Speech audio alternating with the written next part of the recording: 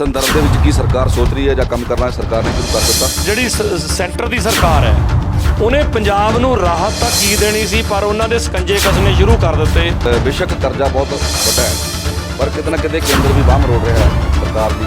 ਵੀ ਰੇਤਾ ਜਿਹੜਾ ਸ਼ਰਾਬ ਦੇ ਵਿੱਚੋਂ ਇਹ ਜਿਹੜਾ ਪੈਸਾ ਜਨਰੇਟ ਹੋ ਜਾਊਗਾ, ਇੰਨਾ ਪੈਸਾ ਨਹੀਂ ਜਨਰੇਟ ਹੋਣਾ। ਕਰਜ਼ੇ ਦੀ ਗੱਲ ਜੇ ਕੀਤੀ ਜਾਂਦੀ ਹੈ ਤਾਂ ਉਹਨਾਂ ਵੱਲੋਂ ਭਗਵੰਤ ਮਾਨ ਵੱਲੋਂ 50 ਕਰੋੜ ਰੁਪਈਆ ਜਿਹੜਾ ਹੈ ਜਿਹੜੀ ਮੰਗ ਕੀਤੀ ਗਈ ਹੈ ਕਿ ਕਹਿੰਦੇ ਜੀ ਭਗਵੰਤ ਮਾਨ ਜੀ ਨੇ ਤਾਂ ਝੂਠਾ ਫੜ ਲਿਆ ਉੱਥੇ ਜਾ ਕੇ। ਉਹਨੇ ਕਿਹਾ ਕਿ ਕਰਜ਼ੇ ਦੇ ਲਈ ਮਾਰ ਦਾਂਗੇ ਵਿੱਚ ਹੀ ਸੰਕਟ ਤੋਂ ਕੱਢਣ ਲਈ ਪੰਜਾਬੀ ਜੀ ਇਹ ਖੋਜ ਤੋਂ ਬਿਲਕੁਲ ਧਿਆਨ ਹਟਾ ਕੇ ਉਹ ਅੰਡਰ ਗ੍ਰੈਜੂਏਟ ਕਲਾਸਿਸ ਅਸੀਂ ਯੂਨੀਵਰਸਿਟੀ 'ਚ ਪੜ੍ਹਾਉਣ ਲੱਗੇ ਹਾਂ।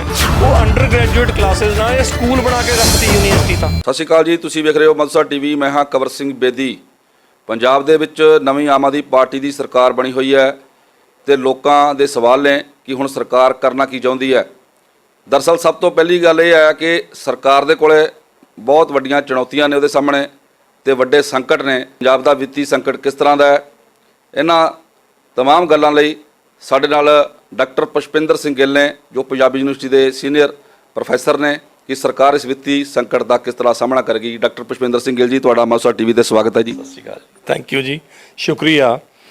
ਡਾਕਟਰ ਗਿੱਲ ਸਾਹਿਬ, ਸਰਕਾਰ ਬਣੀ ਨੂੰ 20 ਦਿਨ ਹੋ ਗਏ। ਹਾਂਜੀ, ਸਰਕਾਰ ਤਾਂ ਕਹਿ ਰਹੀ ਹੈ ਕਿ ਅਸੀਂ 20 ਦਿਨ ਤੇ ਅਸੀਂ 12 ਦਿਨਾਂ ਦੇ ਵਿੱਚ ਅਜਿਹੇ ਐਲਾਨ ਕਰਤੇ ਜਿਸ ਤੋਂ ਇਹ ਪਤਾ ਲੱਗਣਾ ਸ਼ੁਰੂ ਹੋ ਜਾਏਗਾ ਕਿ ਆਮ ਆਦਮੀ ਪਾਰਟੀ ਇੱਕ ਬਦਲਾਅ ਲੈ ਕੇ ਆਈ ਹੈ ਤੇ ਇੱਕ ਬਦਲਾਅ ਦੇ ਮੰਤਵ ਨਾਲ ਹੀ ਲੋਕਾਂ ਨੇ ਸਾਨੂੰ ਵੋਟਾਂ ਪਾਈਆਂ ਸੀ, ਸਾਨੂੰ ਚੁਣਿਆ ਸੀ। ਇਸ ਕਰਕੇ ਹੁਣ ਸਾਡੀ ਸਰਕਾਰ ਜਿਹੜੀ ਹੈ ਲੋਕਾਂ ਲਈ ਉਹ ਕਰਨ ਜਾ ਰਹੀ ਹੈ ਜੋ ਹੁਣ ਤੱਕ ਦੀਆਂ ਸਰਕਾਰਾਂ ਨਹੀਂ ਕਰ ਸਕੀਆਂ। ਗਿੱਲ ਸਾਹਿਬ, ਕਿਸ ਤਰ੍ਹਾਂ ਵੇਖਦੇ ਹੋ ਕਿ ਪੰਜਾਬ ਦਾ ਵਿੱਤੀ ਸੰਕਟ ਕਿਸ ਤਰ੍ਹਾਂ ਦਾ ਹੈ ਤੇ ਇਸ ਸੰਦਰਭ ਦੇ ਵਿੱਚ ਕੀ ਸਰਕਾਰ ਸੋਚ ਰਹੀ ਹੈ ਜਾਂ ਕੰਮ ਕਰਨਾ ਸਰਕਾਰ ਨੇ ਸ਼ੁਰੂ ਕਰ ਦਿੱਤਾ? ਦੇਖੋ, ਇੱਕ ਤਾਂ ਬੜੀ ਕਲੀਅਰ ਗੱਲ ਹੈ, ਜਿਹੜਾ 3 ਲੱਖ ਕਰੋੜ ਦਾ ਕਰਜ਼ਾ ਹੈ ਪੰਜਾਬ ਸਰਕਾਰ ਸਿਰ, ਉਹ ਇਹਨਾਂ ਨੂੰ ਵਿਰਾਸਤ 'ਚ ਮਿਲਿਆ। ਇਹਨਾਂ ਨੇ ਕੋਈ ਆਪ ਤਾਂ ਚੜਾਵਾਇਆ ਨਹੀਂ ਹੈਗਾ।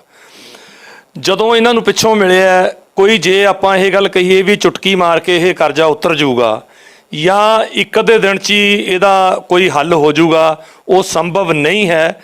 ਇਹ ਇੱਕ ਟਰਮ ਵੀ ਲੱਗ ਸਕਦੀ ਹੈ, ਇੱਕ ਟਰਮ ਤੋਂ ਜ਼ਿਆਦਾ ਵੀ ਲੱਗ ਸਕਦੀ ਹੈ ਇਸ ਸੰਕਟ 'ਚੋਂ ਨਿਕਲਣ ਵਾਸਤੇ। ਜੇ ਯੂਪੀ ਬਿਹਾਰ ਨੂੰ ਕਿੰਨਾ ਵੱਡਾ ਇੱਕ ਰਾਹਤ ਦੀ ਇੱਕ ਸਪੈਸ਼ਲ ਗ੍ਰਾਂਟ ਦੇ ਪੈਸੇ ਦਿੱਤੇ ਜਾ ਸਕਦੇ ਹੈ ਤੇ ਪੰਜਾਬ ਨੂੰ ਉਹ ਪੈਸੇ ਕਿਉਂ ਨਹੀਂ ਦਿੱਤੇ ਜਾ ਸਕਦੇ। ਹੁਣ ਤੁਸੀਂ ਇਹ ਦੇਖੋ ਵੀ ਜਿਹੜੀ ਸੈਂਟਰ ਦੀ ਸਰਕਾਰ ਹੈ ਉਹਨੇ ਪੰਜਾਬ ਨੂੰ ਰਾਹਤ ਤਾਂ ਕੀ ਦੇਣੀ ਸੀ, ਪਰ ਉਹਨਾਂ ਦੇ ਸਕੰਜੇ ਕੱਸਣੇ ਸ਼ੁਰੂ ਕਰ ਦਿੱਤੇ। ਉਹਨਾਂ ਨੇ ਸਕੰਜਾ ਸ਼ੁਰੂ ਕਰਤਾ ਵੀ ਜਿਹੜਾ ਰੂਰਲ ਡਿਵੈਲਪਮੈਂਟ ਫੰਡ ਹੈ, ਜਿਹੜੀਆਂ ਉਹਦੀਆਂ 2 ਕਿਸ਼ਤਾਂ ਨੇ, 1000 ਕਰੋੜ ਦੀ ਤੇ 750 ਕਰੋੜ ਦੀ, ਉਹ ਅਸੀਂ ਕਿਸ਼ਤ ਰੋਕ ਦਿਆਂਗੇ ਕਿਉਂਕਿ ਤੁਸੀਂ ਜਿਹੜੀਆਂ ਪੁਰਾਣੀਆਂ ਉਹ ਜਿਹੜੀ ਆਪਾਂ ਅੰਡਰਟੇਕਿੰਗ ਦੇਣੀ ਹੁੰਦੀ ਹੈ ਵੀ ਉਹ ਤੁਸੀਂ ਜਿਹੜਾ ਫੰਡ ਸੀ ਉਹ ਸਹੀ ਥਾਵੇਂ ਵਰਤੋਂ ਨਹੀਂ ਕੀਤਾ ਗਿਆ। ਫਿਰ ਉਦੋਂ ਉੱਤੇ ਇੱਕ ਸਰਕਾਰ ਆਪਣੇ ਆਪ ਹੀ ਸੁਝਾਅ ਦੇ ਰਹੀ ਹੈ ਵੀ ਜਿਹੜਾ ਪਿਛਲੇ ਸਾਲਾਂ 5 ਸਾਲਾਂ ਦੇ ਵਿੱਚ ਰੂਰਲ ਡਿਵੈਲਪਮੈਂਟ ਫੰਡ ਜਿਹੜਾ ਖਰਚਿਆ ਗਿਆ ਉਹ ਇੱਕ 6000 ਕਰੋੜ ਦੇ ਕਰੀਬ ਹੈ, ਵੀ ਉਹਨੂੰ ਤੁਸੀਂ ਆਪਦੇ ਲੋਨ ਦੇ ਵਿੱਚ ਤਬਦੀਲ ਕਿਉਂ ਨਹੀਂ ਕਰਵਾ ਲੈਂਦੇ। ਕਿਉਂਕਿ ਮੁੱਦਾ ਮਕਸਦ ਵੀ ਉਹ ਸਰਕਾਰ ਤੇ ਇਹ ਗੱਲ ਆਵੇ ਵੀ ਦੇਖੋ ਇਹ ਕਰਜ਼ਾ ਵਧਾਉਣ ਪਹਿਲੇ ਦਿਨ ਹੀ ਲੱਗ ਗਏ।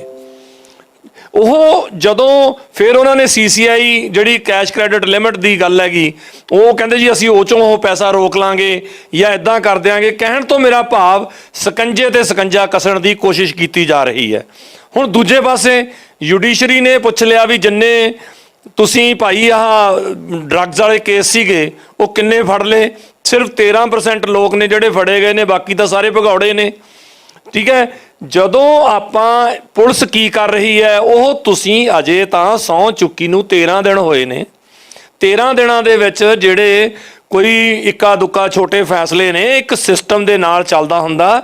ਇਹ ਕੋਈ ਇਹ ਨਹੀਂ ਹੈਗੀ ਵੀ ਸਰਕਾਰ ਕਹਿ ਦੂਗੀ ਜੀ ਹਾਂਜੀ ਅਸੀਂ ਰਾਈਟ ਆਫ ਕਰਤਾ। ਜਿਵੇਂ ਚੰਨੀ ਜੀ ਨੇ ਪੰਜਾਬੀ ਯੂਨੀਵਰਸਿਟੀ ਦਾ ਜਿਹੜਾ ਕਰਜ਼ਾ ਸੀ ਉਹ ਖੜੇ ਸਟੇਜ ਤੋਂ ਮਾਈਕ ਤੋਂ ਬੋਲ ਕੇ ਕਹਿਤਾ ਵੀ ਜੀ ਅਸੀਂ ਇਹ ਰਾਈਟ ਆਫ ਕਰਤਾ।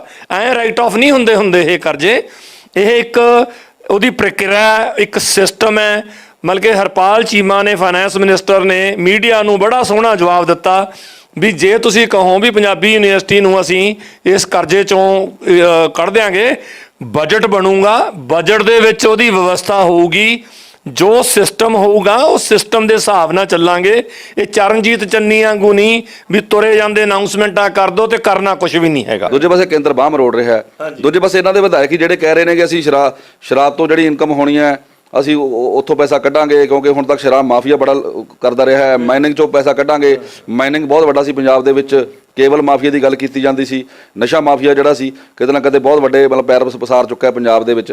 ਉਹਨਾਂ ਦੀ ਮਤਲਬ ਸਰਕਾਰ ਦੇ ਵਿਧਾਇਕਾਂ ਦੀ ਜਾਂ ਸਰਕਾਰ ਦੀ ਇਹੋ ਮਨਸ਼ਾ ਹੈ ਕਿ ਕਿਤੇ ਨਾ ਕਿਤੇ ਆਪਣੇ ਇਹਨਾਂ ਦੇ ਜਿਹੜੇ ਵੱਡੇ ਸਕੈਂਡਲ ਸੀ ਜਾਂ ਪਰਦਾਫਾਸ਼ ਉਹਨਾਂ ਦਾ ਕਰੀਏ, ਕਿਤੇ ਨਾ ਕਿਤੇ ਜਿਹੜੇ ਉਹਨਾਂ ਦਾ ਉਹਦੇ ਨਾਲ ਖਜ਼ਾਨਾ ਜਿਹੜਾ ਪੰਜਾਬ ਦਾ ਕਿਤੇ ਨਾ ਕਿਤੇ ਭਰਿਆ ਜਾ ਸਕੇ। ਤੁਸੀਂ ਹੋਰ ਦੇਖੋ, ਮਦਦ ਤਾਂ ਇੱਕ ਪਾਸੇ ਰਿਹਾ, ਹਰਿਆਣੇ ਨੂੰ ਤਾਂ ਕੋਲਾ ਵੀ ਦੇਣਾ, ਬਿਜਲੀ ਵੀ ਦੇ ਦਿਆਂਗੇ, ਆਊਟਸੋਰਸ ਕਰ ਦਿਆਂਗੇ। ਪੰਜਾਬ ਨੂੰ ਉਹਦੇ ਵਾਸਤੇ ਟੋਟਲ ਇਨਕਾਰ ਹੈ। ਮਤਲਬ ਕਿ ਜਦੋਂ ਸਰਕਾਰਾਂ ਨੇ ਕਿੰਨੇ ਪਾਸਿਓਂ ਸਕੰਜੇ ਕਸਤੇ, ਇੱਕ ਚੰਡੀਗੜ੍ਹ ਦੀ ਨਵੀਂ ਹਵਾ ਜੀ ਛੱਡਤੀ ਆ ਕੇ, ਇੱਕ ਭਾਖੜਾ ਬਿਆਸ ਮੈਨੇਜਮੈਂਟ ਬੋਰਡ ਵਾਲੀ ਨਵੀਂ ਗੱਲ ਤੋਰਤੀ, ਦੂਜੇ ਪਾਸੇ ਤੁਸੀਂ ਜਿਹੜੀ ਹੋਰ ਗੱਲਾਂ ਰੂਰਲ ਡਿਵੈਲਪਮੈਂਟ ਫੰਡ ਦੀ ਗੱਲ ਕਰ ਰਹੇ ਹੋ ਜਾਂ ਹੋਰ ਕਰ ਰਹੇ ਹੋ ਤੇ ਉਹਨੂੰ ਕਰਜ਼ੇ 'ਚ ਕਨਵਰਟ ਕਰਵਾਉਣ ਦੀ ਗੱਲ ਕਰ ਰਹੇ ਹੋ। ਇਹ ਇੰਨੇ ਸਕੰਜੇ ਕਸਣੇ, ਜੁਡੀਸ਼ਰੀ ਵੱਲੋਂ ਸਕੰਜੇ ਕਸਾਏ ਜਾਣੇ, ਫਿਰ ਇਸ ਤਰ੍ਹਾਂ ਸਰਕਾਰਾਂ ਕਾਮਯਾਬ ਨਹੀਂ ਹੋਣੀਆਂ। ਇਹ ਜਾਂ ਤਾਂ ਜਦੋਂ ਪੁਰਾਣੀ ਗੱਲ ਹੈ, ਕਿਉਂ ਨਹੀਂ ਸਰਕਾਰ ਪੁਰਾਣੀ ਸਰਕਾਰ ਦੀ ਰਿਸਪੌਂਸਿਬਿਲਿਟੀ ਫਿਕਸ ਕਰਦੀ ਵੀ ਉਹ ਕਿਹਨੇ ਇਹ ਗੜਬੜਾਂ ਕੀਤੀਆਂ, ਇਹ ਗੜਬੜਾਂ ਕਿੱਥੇ ਹੋਈਆਂ। ਰਿਸਪੌਂਸਿਬਿਲਿਟੀ ਤਾਂ ਸੈਂਟਰ ਫਿਕਸ ਕਰਨ ਨੂੰ ਕਿਸੇ ਦੀ ਤਿਆਰ ਨਹੀਂ ਹੈ। ਮਤਲਬ ਕਿ ਇਹਨਾਂ ਤੋਂ ਇਹ ਉਮੀਦ ਰੱਖੀ ਜਾਂਦੀ ਹੈ ਸਰਕਾਰ ਤੋਂ। ਦੇਖੋ ਨਵੇਂ ਨੇ, ਅਜੇ ਨਵਾਂ ਤਜਰਬਾ ਵੀ ਨਵਾਂ ਹੈ, ਪਹਿਲੀ ਵਾਰੀ ਇਹ ਇਸ ਰੋਲ 'ਚ ਆਏ ਨੇ। ਉਹ ਇੱਕ ਐਕਟਿੰਗ ਦੇ ਵੀ ਰੋਲ ਕਰਨ ਵਾਸਤੇ 2-4 ਵਾਰੀ ਕਰਕੇ ਤਾਂ ਤੁਹਾਨੂੰ ਸਮਝ ਆਉਂਦੀ ਹੁੰਦੀ ਹੈ ਵੀ ਇਹ ਜਿਹੜਾ ਰੋਲ ਨਿਭਾਇਆ ਕਿਵੇਂ ਜਾਊਗਾ। ਕਰ ਲਈਏ ਭਗਵੰਤ ਮਾਨ ਦੀ ਗੱਲ ਕਰ ਲਈਏ, ਪ੍ਰਧਾਨ ਮੰਤਰੀ ਨਾਲ ਮੁਲਾਕਾਤ ਕੀਤੀ ਜਾਂਦੀ ਹੈ। ਉਸ ਮੁਲਾਕਾਤ ਦੌਰਾਨ ਪੰਜਾਬ ਦੀ ਸੁਰੱਖਿਆ ਦਾ ਮੁੱਦਾ ਚੁੱਕਿਆ ਜਾਂਦਾ, ਨਾਲ ਹੀ ਪੰਜਾਬ ਦੇ ਕਰਜ਼ੇ ਦੀ ਗੱਲ ਜੇ ਕੀਤੀ ਜਾਂਦੀ ਹੈ ਤਾਂ ਉਹਨਾਂ ਵੱਲੋਂ ਭਗਵੰਤ ਮਾਨ ਵੱਲੋਂ 50-50 ਕਰੋੜ ਰੁਪਈਆ ਜਿਹੜਾ ਜਿਹੜੀ ਮੰਗ ਕੀਤੀ ਗਈ ਹੈ ਕਿ ਸਾਲ ਦੇ ਵਿੱਚ ਭਾਵੇਂ 2 ਵਾਰੀ ਦੇ ਦਿਓ, ਪਰ ਜਿਹੜਾ ਪੰਜਾਬ ਨੂੰ ਵਿੱਤੀ ਸੰਕਟ ਚੋਂ ਕਿਸੇ ਨਾ ਕਿਸੇ ਤਰੀਕੇ ਨਾਲ ਕੱਢੋ। ਪਰੰਤੂ ਇਹ ਵਿਵਾਦ ਵੀ ਬਣਿਆ ਕਿਤੇ ਨਾ ਕਿਤੇ ਪੰਜਾਬ ਦੇ ਵਿੱਚ ਵੀ ਕਿ ਸਰਕਾਰ ਬਣੀ ਨੂੰ 20 ਦਿਨ ਹੋ ਗਏ ਤੇ ਜਾ ਕੇ ਕੇਂਦਰ ਕੋਲ ਹੱਥ ਅੱਡਣੇ ਭਗਵੰਤ ਮਾਨ ਦਾ ਭਾਵੇਂ ਆਪਣਾ ਰਾਈਟ ਹੀ ਸਮਝਦੇ ਹੋਣ, ਪਰੰਤੂ ਇਸ ਨੂੰ ਇਹ ਮੰਗਿਆ ਜਾ ਰਿਹਾ ਕਿ ਪੰਜਾਬ ਨੇ ਹੁਣ ਤੋਂ ਹੀ ਕੇਂਦਰ ਅੱਗੇ ਹੱਥ ਫੈਲਾਉਣੇ ਸ਼ੁਰੂ ਕਰ ਦਿੱਤੇ। ਦੇਖੋ ਯੂਪੀ ਬਿਹਾਰ ਨੂੰ ਜਿਵੇਂ ਮੈਂ ਪਹਿਲਾਂ ਕਹਿ ਕੇ ਹਟਿਆ 150 ਕਰੋੜ 1.5 ਲੱਖ ਕਰੋੜ ਰੁਪਇਆ ਦੇ ਦੇਣਾ, ਤੇ ਪੰਜਾਬ ਕੋਈ ਮਤੇਈ ਮਾਂ ਦਾ ਪੁੱਤ ਹੈ ਜਿਹੜਾ ਪੰਜਾਬ ਨੂੰ ਦੇਣਾ ਔਖਾ ਲੱਗਦਾ। ਦੂਜੀ ਗੱਲ ਇਹ ਆ ਬਈ ਜਦੋਂ ਉਹਨਾਂ ਨੇ ਪੈਸੇ ਮੰਗ ਲਏ ਤੇ ਲੋਕੀ ਇਹ ਇੱਕ ਪੋਲੀਟੀਕਲ ਗੱਲ ਬਣਾ ਰਹੇ ਨੇ। ਉਹ ਪੋਲੀਟੀਕਲ ਦੇਖੋ ਛੱਜ 'ਚ ਤਾਂ ਪਾਉਣੀ ਹੁੰਦੀ ਆ ਪੋਲੀਟੀਕਲ ਲੋਕਾਂ ਨੇ। ਉਹਨੂੰ ਕਹਿੰਦੇ ਵੀ ਭਗਵੰਤ ਮਾਨ ਜੀ ਨੇ ਤਾਂ ਠੂਠਾ ਫੜ ਲਿਆ ਉੱਥੇ ਜਾ ਕੇ। ਮਤਲਬ ਕਿ ਠੂਠਾ ਨਹੀਂ, ਤੁਸੀਂ ਇਹ ਦੇਖੋ ਵੀ ਜਿਹੜੀਆਂ ਪੁਰਾਣੀਆਂ ਸਰਕਾਰਾਂ ਨੇ ਜਿਹੜੇ ਉਹਨਾਂ ਦੇ ਕਾਰਨਾਮੇ ਉਹਨਾਂ ਨੇ ਕੀਤੇ ਤੇ ਇੱਥੇ 3 ਲੱਖ ਕਰੋੜ ਤੱਕ ਪੰਜਾਬ ਡੋਬ ਧਰਿਆ 15 ਸਾਲਾਂ 'ਚ, ਉਹਦੀ ਤਾਂ ਕੋਈ ਗੱਲ ਕਰਨ ਨੂੰ ਤਿਆਰ ਨਹੀਂ। ਉਹਦੀ ਤਾਂ ਮਤਲਬ ਕਿ 10 ਦਿਨਾਂ 'ਚ ਹੀ ਗੱਲ ਖਤਮ ਹੋ ਗਈ। ਨਾਲੋਂ ਜਦੋਂ ਐਡਾ ਵੱਡਾ ਇਹਨਾਂ ਨੂੰ ਵੋਟਾਂ ਵੱਧ ਤੋਂ ਵੱਧ ਪਾ ਕੇ ਜਿਤਾਇਆ, ਉਹ ਕਿਉਂ ਨਹੀਂ ਸਮਝਦੇ ਵੀ ਸਾਨੂੰ ਕਿਹੜੀ ਗੱਲੋਂ ਹਰਾਇਆ ਜੀ। ਉਹਨਾਂ ਦੇ ਇਸੇ ਕਾਰਨਾਮਿਆਂ ਕਰਕੇ, ਕਿਉਂਕਿ ਉਹਨਾਂ ਨੇ ਜਿਹੜਾ ਪੰਜਾਬ ਡੋਬਿਆ, ਜਿਹੜੇ ਢੰਗ ਨਾਲ ਪੰਜਾਬ ਡੋਲਿਆ, ਪਹਿਲਾਂ ਉਦੋਂ ਉਹਨੂੰ ਤੁਸੀਂ ਘੋਖੋ, ਉਹਨੂੰ ਦੇਖੋ ਵੀ ਹਾਂ ਉਹ ਕਿਵੇਂ ਹੋਇਆ।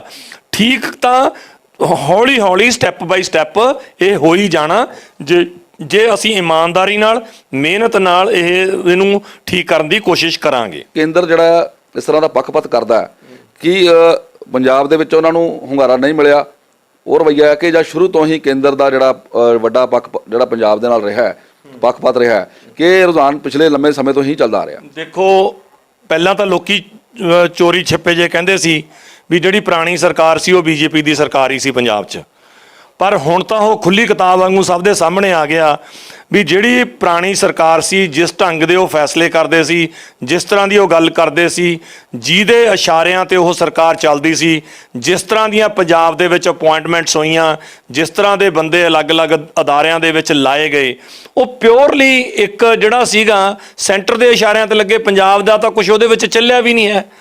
ਮਤਲਬ ਕਿ ਕਿੱਥੇ ਤੱਕ ਮੈਰਿਟਾਂ ਇਗਨੋਰ ਹੋਈਆਂ, ਕਿੱਥੇ ਤੱਕ ਜਿਹੜੇ ਹੋਰ ਸਾਰਾ ਕੁਝ ਇਗਨੋਰ ਹੋਇਆ, ਕਿਸੇ ਗੱਲ ਨੂੰ ਉਹਨਾਂ ਨੇ ਸਾਹਮਣੇ ਨਹੀਂ ਰੱਖਿਆ।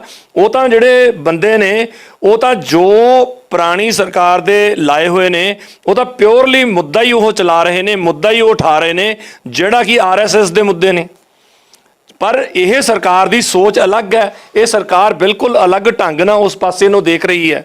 ਜਦੋਂ ਇੱਕ ਅਲੱਗ ਢੰਗ ਨਾਲ ਦੇਖਣੀ ਹੈ, ਕੰਟਰੋਵਰਸੀ ਤਾਂ ਆਉਣੀ ਹੈ ਉੱਥੇ, ਤੇ ਉਹ ਸਰਕਾਰ ਨੂੰ ਇਹ ਲੱਗਦਾ ਵੀ ਇਹ ਤਾਂ ਸਾਡੇ ਤੋਂ ਸਾਰਾ ਕੁਝ ਖੁੱਸ ਹੀ ਗਿਆ ਸੈਂਟਰ ਵਾਲੀ ਨੂੰ। ਜਦੋਂ ਉਹਨਾਂ ਨੂੰ ਖੁੱਸਦਾ ਦਿੰਦਾ ਉਹ ਦਿਨੋਂ ਦਿਨ ਚੂੜੀ ਕੱਸੀ ਤੁਰੇ ਜਾਂਦੇ ਹੈ ਤੇ ਪੈਸਿਆਂ ਤੇ ਵੀ ਰੋਕ ਲਾਉਣਗੇ, ਤੇ ਉਹ ਪੰਜਾਬ ਦੇ ਵਿੱਚ ਇੱਕ ਤਰ੍ਹਾਂ ਦੀ ਅਨਰੈਸਟ ਕਰਨ ਗੱਲ ਵਾਲੀ ਕ੍ਰੀਏਟ ਕਰਨ ਵਾਲੀ ਗੱਲ ਕਰ ਰਹੇ ਨੇ। ਸਰ ਇੱਕ ਹੋਰ ਮੁੱਦੇ ਦੀ ਗੱਲ ਕਰਦੇ ਆ। ਪੰਜਾਬ ਯੂਨੀਵਰਸਿਟੀ ਪਟਿਆਲਾ ਜਿਹੜੀ ਹੈ ਮਾਲਵੇ ਦੀ ਇੱਕੋ ਇੱਕ ਅਜਿਹੀ ਯੂਨੀਵਰਸਿਟੀ ਹੈ ਜਿਸ ਨੂੰ ਮਤਲਬ ਕਿਹਾ ਜਾਂਦਾ ਕਿ ਚਾਨਣ ਦਾ ਮਨਾਰਾ ਹੈ ਯੂਨੀਵਰਸਿਟੀ, ਪਰੰਤੂ ਜੇ ਵਿੱਤੀ ਬਜਟ ਦੀ ਗੱਲ ਕਰ ਲਈਏ ਉਹਨਾਂ ਦੇ ਤਾਂ ਪਿਛੇ ਬਜਟ ਜਿਹੜਾ ਘਾਟੇ ਵਾਲਾ ਦਰਸਾਇਆ 207 ਕਰੋੜ ਦਾ ਜਿਹੜਾ ਘਾਟਾ ਜਿਹੜਾ ਦਿਖਾਇਆ ਜਾ ਰਿਹਾ, ਉਸ ਘਾਟੇ ਨੂੰ ਕਿਸ ਤਰ੍ਹਾਂ ਵੇਖਦੇ ਹੋ? ਕਿਉਂਕਿ ਜਿੱਦਾਂ ਦਾ ਵਿੱਤੀ ਸੰਕਟ ਪੰਜਾਬ ਯੂਨੀਵਰਸਿਟੀ ਪਟਿਆਲਾ ਦੇ ਵਿੱਚ ਚੱਲ ਰਿਹਾ, ਤੁਸੀਂ ਅੰਦਰ ਵੀ ਉਹ ਬੈਠੇ ਹੋ ਯੂਨੀਵਰਸਿਟੀ ਦੇ ਵਿੱਚ ਤੇ ਲਗਾਤਾਰ ਸਮੇਂ-ਸਮੇਂ ਤੇ ਲਿਖਦੇ ਵੀ ਹੋ, ਇਸ ਘਾਟੇ ਨੂੰ ਕਿਸ ਤਰ੍ਹਾਂ ਵੇਖਦੇ ਹੋ? ਦੇਖੋ, ਮੈਂ ਪੰਜਾਬੀ ਯੂਨੀਵਰਸਿਟੀ ਬਾਰੇ ਪੁਰਾਣੇ ਸਮੇਂ 'ਚ ਬਹੁਤ ਕੁਝ ਲਿਖਿਆ ਤੇ ਬਹੁਤ ਕੁਝ ਸਾਹਮਣੇ ਵੀ ਲਿਆਉਣ ਦੀ ਕੋਸ਼ਿਸ਼ ਕੀਤੀ ਹੈ, ਤੇ ਜਿਹਦੇ ਨਾਲ ਮੈਂ ਨੁਕਸਾਨ ਹੀ ਖੱਟਿਆ ਵੀ ਜਿੱਥੇ ਕੋਈ ਗਲਤ ਹੋਣ ਦੀ ਗੱਲ ਸੀਗੀ ਉਹ ਜਦੋਂ ਮੈਂ ਸਾਹਮਣੇ ਸਭ ਦੇ ਲਿਆਂਦੀ, ਕਿਉਂਕਿ ਜਿਹੜੇ ਸਮੇਂ 'ਚ ਸਭ ਨਾਲੋਂ ਵੱਧ ਯੂਨੀਵਰਸਿਟੀ ਦੇ ਵਿੱਚ ਘਪਲੇ ਹੋਏ, ਉਹ ਬੰਦਾ ਵੀ ਸੈਂਟਰ ਦੀ ਸਰਕਾਰ ਨਾਲ ਦਿੱਲੀ ਜਾ ਰਲਿਆ। ਉਹ ਕਿਉਂਕਿ ਸੈਂਟਰ ਦੀ ਸਰਕਾਰ ਨਾਲ ਜਾ ਰਲਿਆ, ਉਸ ਕਰਕੇ ਉਹ ਮੁੱਦਿਆਂ ਨੂੰ ਖੋਲ੍ਹਿਆ ਹੀ ਨਹੀਂ ਜਾ ਰਿਹਾ। ਉੱਥੋਂ ਉਹ ਪ੍ਰੈਸ਼ਰ ਪਵਾ ਲੈਂਦੇ ਆ ਵੀ ਅਜੇ ਇਹਨਾਂ ਨੂੰ ਦੱਬੀ ਰੱਖੋ। 16 ਇਨਕੁਆਇਰੀਆਂ ਝੂਠੇ ਸਰਟੀਫਿਕੇਟਾਂ ਤੋਂ ਲੈ ਕੇ ਪੇਪਰ ਪਰਚੇਸ ਤੋਂ ਲੈ ਕੇ ਜਿਹੜੇ ਅੱਗ ਬੁਝਾਊ ਯੰਤਰ ਨੇ ਇਹਨਾਂ ਤੋਂ ਲੈ ਕੇ ਕੀ ਕੁਛ ਨਹੀਂ, ਕੋਰੇ ਕਾਗਜ਼ ਵਾਂਗੂ ਬਿਲਕੁਲ ਸਾਫ਼ ਸੁਥਰੀਆਂ ਨੇ ਵੀ ਕਿੱਥੇ ਕੀ ਕਪੜਾ ਹੋਇਆ। ਉਹਨੂੰ ਤਾਂ ਉਹਦੇ ਬਾਰੇ ਮਤਲਬ ਕਿ ਜਾਲੀ ਸਰਟੀਫਿਕੇਟਾਂ ਤੇ ਨੌਕਰੀਆਂ ਦੇਣਾ, ਉਹਦੇ ਬਾਰੇ ਤਾਂ ਕੋਈ ਸੋਚ ਨਹੀਂ ਰਿਹਾ। ਡੁੱਬੀ ਕਿਵੇਂ, ਮਤਲਬ ਕਿ ਕੋਈ ਇਸ ਗੱਲ ਨੂੰ ਕਿਉਂ ਨਹੀਂ ਗੱਲ ਕਰ ਰਿਹਾ ਵੀ ਇਹ ਯੂਨੀਵਰਸਿਟੀ ਡੁੱਬੀ ਕਿਵੇਂ। ਰਾਦਰ ਇਹ ਗੱਲ ਕਰਦੇ ਨੇ ਵੀ ਹੋਰ ਸਾਨੂੰ ਜੀ ਪੈਸੇ ਹੋਰ ਦੇ ਦਿਓ। ਹੁਣ ਤੁਸੀਂ ਯੂਨੀਵਰਸਿਟੀ ਦਾ ਜਿਹੜਾ ਬਜਟ ਦੀ ਗੱਲ ਕਰਦੇ ਹੋ 207 ਕਰੋੜ ਦਾ, ਮੈਂ ਨਹੀਂ ਇਸ ਗੱਲ ਨਾਲ ਸਹਿਮਤ ਹੈਗਾ ਵੀ ਇਹ ਸਿਰਫ 207 ਕਰੋੜ ਦਾ ਘੱਟ ਹੈ। ਮਤਲਬ ਕਿ ਜਿਹੜੀਆਂ ਬਿਲਡਿੰਗਾਂ ਨੇ ਸਾਡੀਆਂ ਪੁਰਾਣੀਆਂ ਨੇ ਬਹੁਤ, ਉਹਨਾਂ ਦੀ ਮੇਨਟੇਨੈਂਸ ਤੇ ਪੀਣ ਤੱਕ ਦਾ ਪਾਣੀ ਸਾਫ਼ ਸੁਥਰਾ ਪੰਜਾਬੀ ਯੂਨੀਵਰਸਿਟੀ 'ਚ ਉਪਲਬਧ ਨਹੀਂ ਹੈ। ਤੁਸੀਂ ਕਿਸੇ ਵੀ ਬਾਥਰੂਮ ਦੇ ਵਿੱਚ ਜਾ ਕੇ ਗੇੜਾ ਮਾਰ ਲਓ, ਕਿਸੇ ਦਾ ਦੇਖ ਲਓ ਵੀ ਉਹ ਜਿਹੜੇ ਕੋਈ ਵੀ ਬਾਥਰੂਮ, ਮੇਰੇ ਹਿਸਾਬ ਨਾਲ 80% ਬਾਥਰੂਮ ਯੂਨੀਵਰਸਿਟੀ ਦੇ ਫੰਕਸ਼ਨਲ ਨਹੀਂ ਹੈਗੇ। ਯੂਨੀਵਰਸਿਟੀ ਪਟਿਆਲਾ ਜਿਹੜੀ ਹੈ ਪੜ੍ਹਾਈ ਦਾ ਕੇਂਦਰ ਤਾਂ ਹੈਗੀ ਆ। ਸਭ ਤੋਂ ਅਹਿਮ ਗੱਲ ਇਹ ਹੈ ਕਿ ਇਹ ਖੋਜ ਕੇਂਦਰ ਨਾਲ ਜੁੜੀ ਹੋਈ ਹੈ। ਬਹੁਤ ਸਾਰੇ ਖੋਜਾਂ ਜਿਹੜੀਆਂ ਨੇ ਇਸ ਯੂਨੀਵਰਸਿਟੀ ਨਾਲ ਜੁੜੀਆਂ ਹੋਈਆਂ ਨੇ, ਪਰੰਤੂ ਇਮਾਰਤਾਂ ਖੜੀਆਂ ਕਰਨ ਨਾਲ ਜਾਂ ਵੱਖ-ਵੱਖ ਵਿਭਾਗ ਬਣਾ ਦੇਣ ਨਾਲ ਪੰਜਾਬੀ ਯੂਨੀਵਰਸਿਟੀ ਦਾ ਵਿੱਤੀ ਸੰਕਟ ਹੱਲ ਨਹੀਂ ਹੋ ਜਾਂਦਾ। ਦੇਖੋ, ਪਹਿਲੀ ਗੱਲ ਤਾਂ ਇਹ ਜਿਹੜੀਆਂ ਯੂਨੀਵਰਸਿਟੀਆਂ ਸਥਾਪਿਤ ਹੋਈਆਂ ਸੀਗੀਆਂ, ਸਭ ਨਾਲੋਂ ਅਹਿਮ ਮੁੱਦਾ ਯੂਨੀਵਰਸਿਟੀਆਂ ਨੂੰ ਸਥਾਪਿਤ ਕਰਨ ਦਾ ਰਿਸਰਚ ਸੀਗਾ। ਇਹ ਖੋਜ ਕਰਨਾ ਯੂਨੀਵਰਸਿਟੀਆਂ ਦਾ ਸਭ ਨਾਲੋਂ ਪਹਿਲਾ ਮੁੱਦਾ ਹੋਊਗਾ, ਜਾਂ ਜਿਹੜੀਆਂ ਪੋਸਟ ਗ੍ਰੈਜੂਏਸ਼ਨ ਕਲਾਸਿਸ ਨੇ ਉਹਨਾਂ ਨੂੰ ਪੜ੍ਹਾਉਣ ਦਾ। ਹੁਣ ਅਸੀਂ ਅੰਡਰ ਗ੍ਰੈਜੂਏਟ 80% ਤੱਕ ਅੰਡਰ ਗ੍ਰੈਜੂਏਟ ਜਿਹੜਾ ਕਾਲਜਾਂ ਦਾ ਕੰਮ ਹੈ ਉਹ ਯੂਨੀਵਰਸਿਟੀ ਨੇ ਲੈ ਲਿਆ। ਮਤਲਬ ਕਿ ਖੋਜ ਤੋਂ ਬਿਲਕੁਲ ਧਿਆਨ ਹਟਾ ਕੇ ਉਹ ਅੰਡਰ ਗ੍ਰੈਜੂਏਟ ਕਲਾਸਿਸ ਅਸੀਂ ਯੂਨੀਵਰਸਿਟੀ 'ਚ ਪੜ੍ਹਾਉਣ ਲੱਗੇ ਹਾਂ। ਉਹ ਅੰਡਰ ਗ੍ਰੈਜੂਏਟ ਕਲਾਸਿਸ ਨਾਲ ਇਹ ਸਕੂਲ ਬਣਾ ਕੇ ਰੱਖਤੀ ਯੂਨੀਵਰਸਿਟੀ। ਤਾਂ ਜਦੋਂ ਅਸੀਂ ਯੂਨੀਵਰਸਿਟੀ ਨੂੰ ਸਕੂਲ ਬਣਾ ਦਿਆਂਗੇ ਤੇ ਉਹ ਜਿਹੜਾ ਮਾਹੌਲ ਹੈ, ਜਿਹੜਾ ਅਸਲੀ ਮਾਹੌਲ ਜਿਹਦੇ ਵਾਸਤੇ ਯੂਨੀਵਰਸਿਟੀਆਂ ਸਥਾਪਿਤ ਹੋਈਆਂ, ਉਹ ਤੋਂ ਅਸੀਂ ਬਹੁਤ ਦੂਰ ਚਲੇ ਗਏ ਹਾਂ। ਇਸ ਤਰ੍ਹਾਂ ਜਿਹੜਾ ਯੂਨੀਵਰਸਿਟੀਆਂ ਦਾ ਬੇਸਿਕ ਪਰਪਸ ਆਫ ਐਗਜ਼ਿਸਟੈਂਸ ਜਿਹਨੂੰ ਅਸੀਂ ਕਹਿੰਦੇ ਹਾਂ, ਉਹ 100% ਖਤਮ ਹੁੰਦਾ ਜਾ ਰਿਹਾ ਹੈ। ਨਾਲੇ ਕਮਰਿਆਂ 'ਚ ਦਫ਼ਤਰਾਂ 'ਚ ਬਹਿ ਕੇ ਪਲੈਨਿੰਗ ਨਹੀਂ ਹੁੰਦੀ। ਬਾਹਰ ਨਿਕਲ ਕੇ ਦੇਖੋ, ਸਾਰੀਆਂ ਬਿਲਡਿੰਗਾਂ ਟੁੱਟੀਆਂ ਪਈਆਂ ਨੇ, ਸੜਕਾਂ ਟੁੱਟੀਆਂ ਪਈਆਂ ਨੇ, ਮਤਲਬ ਕਿ ਬਾਥਰੂਮ ਟੁੱਟੇ ਪਏ ਨੇ, ਬਲੈਕ ਬੋਰਡ ਚੌਕ, ਮਤਲਬ ਕਿ ਕਲਾਸਰੂਮਾਂ ਦੇ ਕੀ ਹਾਲਾਤ ਨੇ, ਬੱਚਿਆਂ ਦੇ ਬੈਠਣ ਦੀ ਕੀ ਸੁਵਿਧਾ ਹੈ। ਆ ਕੇ ਦੇਖੋ ਤਾਂ ਸਹੀ ਬਾਹਰ, ਫਿਰ ਪਤਾ ਲੱਗੂਗਾ ਵੀ ਯੂਨੀਵਰਸਿਟੀ 'ਚ ਕਿੰਨਾ ਪੈਸਾ, ਕਿਉਂਕਿ ਅਸੀਂ ਤਾਂ ਚਾਰੇ ਪਾਸੇ ਪ੍ਰਾਈਵੇਟ ਯੂਨੀਵਰਸਿਟੀਆਂ ਨਾਲ ਘਿਰੇ ਹੋਏ ਹਾਂ ਜਿਨ੍ਹਾਂ ਦਾ ਇਨਫਰਾਸਟ੍ਰਕਚਰ ਇੰਨਾ ਜ਼ਿਆਦਾ ਵਧੀਆ, ਉਹ ਨਵੀਂ ਟੈਕਨੋਲੋਜੀ, ਨਵੀਂ ਟੈਕਨੀਕ, ਕਿਸੇ ਲੈਬ ਦੇ ਵਿੱਚ ਉਹ ਇਕੁਇਪਮੈਂਟ ਨਹੀਂ ਉਪਲਬਧ ਹੈਗੇ ਜਾਂ ਹੋਰ ਨਹੀਂ ਹੈਗੇ। ਦੱਸੋ ਅਸੀਂ ਖੋਜ ਕਿੱਥੋਂ ਕਰਨੀ? ਤੇ ਬਿਲਕੁਲ ਅਸੀਂ ਇਹ ਯੂਨੀਵਰਸਿਟੀਆਂ ਦੇ ਪ੍ਰਤੀ ਗਲਤ ਰਾਹ 'ਤੇ ਪਏ ਹੋਏ ਹਾਂ। ਜਿਹੜਾ ਇਹ ਪੰਜਾਬੀ ਯੂਨੀਵਰਸਿਟੀ ਹੈ, ਤਕਰੀਬਨ ਅੱਧੇ ਪੰਜਾਬ ਦੇ ਕਰੀਬ ਅਸੀਂ ਜਿਨ੍ਹਾਂ ਨੂੰ ਸਰਵਿਸ ਪ੍ਰੋਵਾਈਡ ਕਰਦੇ ਹਾਂ ਉਹ ਹੈਗੇ ਹਾਂ ਅਸੀਂ। ਧੰਨਵਾਦ। ਇਹ ਸਨ ਡਾਕਟਰ ਪੁਸ਼ਪਿੰਦਰ ਸਿੰਘ ਗਿੱਲ, ਜਿਨ੍ਹਾਂ ਨੇ ਸਾਫ਼ ਤੌਰ 'ਤੇ ਕਿਹਾ ਕਿ ਕੇਂਦਰ ਵੱਲੋਂ ਪੰਜਾਬ ਨਾਲ ਹਮੇਸ਼ਾ ਹੀ ਮਤਰਈ ਮਾਮਲਾ ਵਿਤਕਰਾ ਕੀਤਾ ਜਾਂਦਾ, ਪਰੰਤੂ ਜਿਸ ਤਰ੍ਹਾਂ ਪੰਜਾਬ ਕਰਜ਼ੇ 'ਚ ਡੁੱਬਿਆ ਹੋਇਆ, ਕੇਂਦਰ ਵੱਲੋਂ ਲਗਾਤਾਰ ਪੰਜਾਬ ਦੀ ਬਾਂਹ ਨੂੰ ਮਰੋੜਿਆ ਜਾ ਰਿਹਾ ਕਿ ਕਿਤੇ ਨਾ ਕਿਤੇ ਇੱਕ ਫੇਰ ਕੇਂਦਰ ਦਾ ਇੱਕ ਪ੍ਰਭਾਵ ਜਮਾਉਣ ਦੀ ਜਿਹੜੀ ਹੈ ਕੋਸ਼ਿਸ਼ ਜਿਹੜੀ ਹੈ ਕੇਂਦਰ ਕਰ ਰਿਹਾ। ਤੇ ਨਾਲ ਦੀ ਨਾਲ ਉਹਨਾਂ ਨੇ ਗੱਲ ਕਹੀ ਹੈ ਕਿ ਜਿੱਦਾਂ ਦਾ ਵਿੱਤੀ ਸੰਕਟ ਪੰਜਾਬੀ ਯੂਨੀਵਰਸਿਟੀ ਪਟਿਆਲਾ ਦੇ ਵਿੱਚ ਛਾਇਆ ਹੋਇਆ, ਇਸ ਨੂੰ ਸਕੂਲ ਬਣਾ ਕੇ ਰੱਖ ਦਿੱਤਾ ਗਿਆ ਹੈ। ਇੱਥੇ ਦੇ ਇਨਫਰਾਸਟ੍ਰਕਚਰ ਦੀ ਗੱਲ ਕਰ ਲਈਏ ਬਹੁਤ ਮਾੜਾ ਹੈ। ਕੱਲੀਆਂ ਇਮਾਰਤਾਂ ਖੜੀਆਂ ਕਰਨ ਨਾਲ ਹੀ ਵਿੱਤੀ ਸੰਕਟ ਚੋਂ ਪੰਜਾਬੀ ਯੂਨੀਵਰਸਿਟੀ ਨੂੰ ਨਹੀਂ ਕੱਢਿਆ ਜਾ ਸਕਦਾ, ਕਿਉਂਕਿ ਖੋਜ ਕੇਂਦਰ ਦੇ ਆਧਾਰ 'ਤੇ ਰਹੀ ਹੈ ਪੰਜਾਬੀ ਯੂਨੀਵਰਸਿਟੀ ਪਟਿਆਲਾ, ਉਸ ਮੰਤਵ ਤੇ ਉਹ ਕੰਮ ਨਹੀਂ ਕਰ ਰਹੀ। ਕਿਉਂਕਿ ਜੇ ਪੰਜਾਬੀ ਯੂਨੀਵਰਸਿਟੀ ਆਪਣੇ ਮੰਤਵ ਤੇ ਕੰਮ ਨਹੀਂ ਕਰੇਗੀ ਜਾਂ ਮਿਸਗਾਈਡ ਹੋਏਗੀ ਸਮੇਂ-ਸਮੇਂ ਤੇ, ਤਾਂ ਹੋਰ ਵੀ ਜਿਹੜਾ ਵਿੱਤੀ ਸੰਕਟ ਗਹਿਰਾ ਹੋ ਸਕਦਾ ਹੈ।